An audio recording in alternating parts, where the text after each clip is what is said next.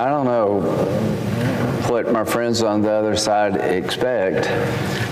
We will talk about the Affordable Care Act at the right time, starting with the idea it's not affordable. And you created a law without any Republican votes. You had the subsidies expire. That was your choice. Most of us believe that the Obamacare program you created is very expensive, and we're not going to extend it. We would look at trying to make it better. The president has a brilliant idea about how better to use the money to help consumers. Senator Marshall just left. So we're not going to, whether you open the government up or not, I'm not going to change my vote.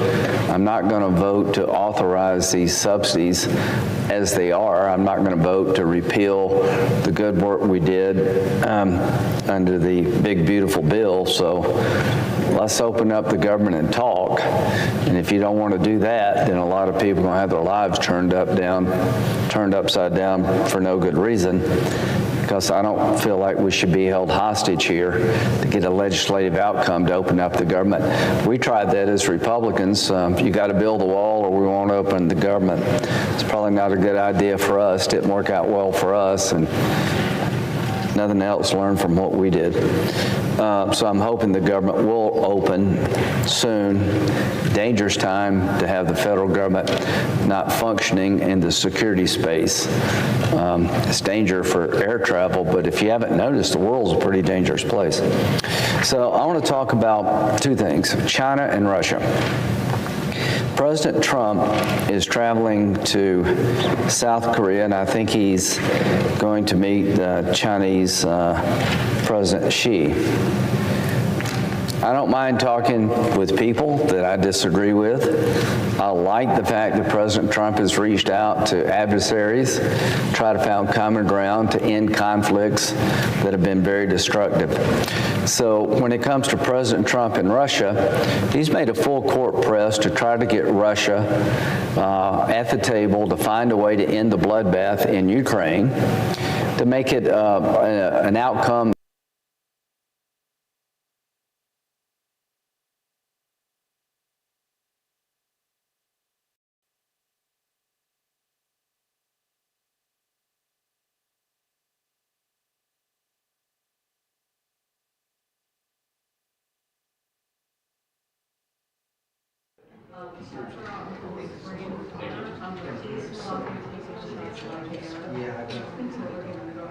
I don't think that's a problem.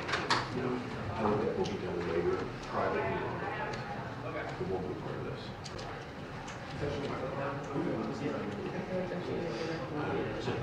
Me too. Correct. Please hold off for a second. Please. Yeah, that's, I'm not going to squeeze that into this one. That would be somewhere wrong. Okay. All right.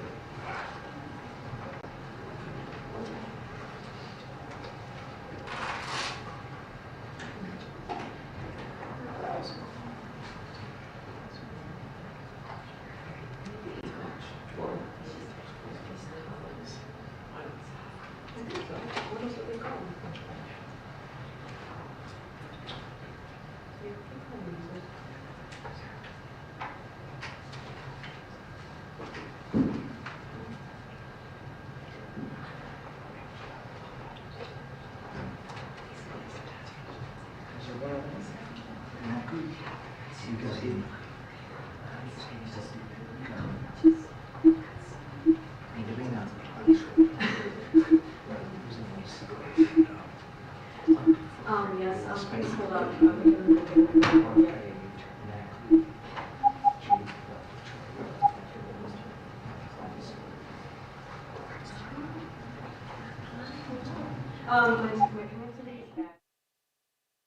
Russia has. I just want the war to end in an honorable and just way. So if you expect Ukraine to give you territory that you don't occupy today that would create a pathway to Kyiv in the future, make them very vulnerable to a third invasion. It's not going to happen. And I know Putin could care less about how many Russians die. They say 1 million casualties. I don't know. Who knows? I know this. His respect for life is pretty low. North Koreans, people from all over the Russian provinces have been thrown into a meat grinder, and he could really care less. He does care about his own lifestyle. Beyond that, I don't think he cares less. Could care less. His economy is selling cheap oil and gas to fuel his war machine. So he's selling gas and oil well below market prices, Putin, to get the money to continue the attack on Ukraine. So President Trump and myself and many of us here are suggesting to those who buy cheap Russian oil and gas, stop it so we can find a way to get Putin to the peace table. The largest 3 customers buying Russian oil and gas that do not help Ukraine are China, India, and Brazil. If those 3 customers told Putin it's time to wind this war down, then I think the war would be over pretty quickly, because without oil and gas money, he can't prosecute the war. I understand wanting to buy cheap Russian oil, but I don't understand a country that buys cheap Russian oil knowing that it's going to be used to kill innocent people and acquire land from others by force of arms.